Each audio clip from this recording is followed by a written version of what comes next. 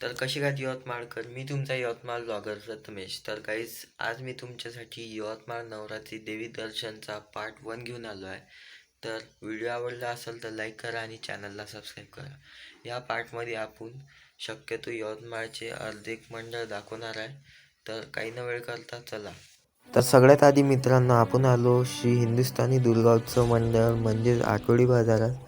आणि इथे यवतमाळची आई बसली आहे असं म्हणलं जाते. तर दर्शन नाही घेतलं, यवतमाळ नवरात्री संपन्न नाव.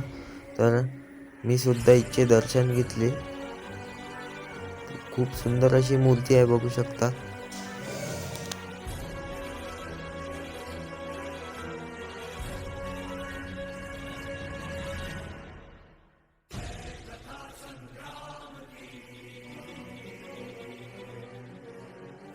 त्यानंतर गाईज आपण आलो सुभाष क्रीडा मंडळ वडगाव. तर इथे बघू शकता भव्य असा राम मंदिर बनवला आहे, पुरा अयोध्याचा देखावा केला आहे. आणि आता अंदरून जाण्याचा मार्ग इकडून आहे. तर अंदरून पण मी तुम्हाला दाखवतो. सगळ्यात पहिले बाहेरून हा एंट्रेन्स गेट बघून घ्या. तर हा अंदर जाण्याचा मार्ग आहे. तर अंदरून बघू शकता खूप असा राजवाडासारखा डेकोरेशन केला आहे, लाइटिंग लावली आहे. आणि रात्री शूट करायचं कारण हेच आहे की रात्री तुम्हाला लाइटिंग जास्त प्रमाणात दिसतात, बघू शकता. आणि हे भव्य अशी देवीची चांगली मूर्ती आहे. त्यानंतर गाईज आपण आलो दर्डा नाका. आणि इथे यावेळेस बघू शकतात उज्जैनचं महाकालेश्वर मंदिर बनवलं आहे. अंदरून पण त्याच्यासारखीच देखावा केला आहे. आणि इथे माता राणीची प्रतिमा बघू शकतात, खूप छान अशी आहे.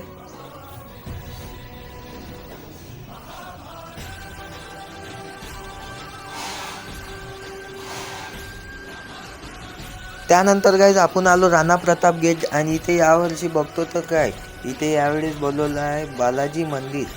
आणि हे पण पुरं मागच्या वर्षी प्रेम मंदिर सारखं पुरं पांढरं बनवण्यात गेलं. आणि अंदर बघू शकता राजवाडा टाईप आहे.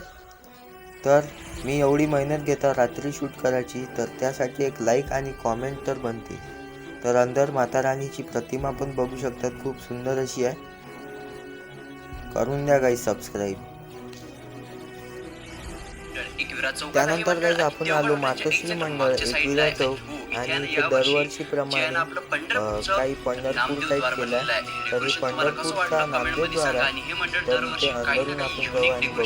तर अंदर बघू शकतात काही असे वारीचे चित्र लावण्यात गेले आहे आणि पुरा असा राजवाडा टाईप केला आहे. आणि भव्य अशी माता राणीची मूर्ती आहे.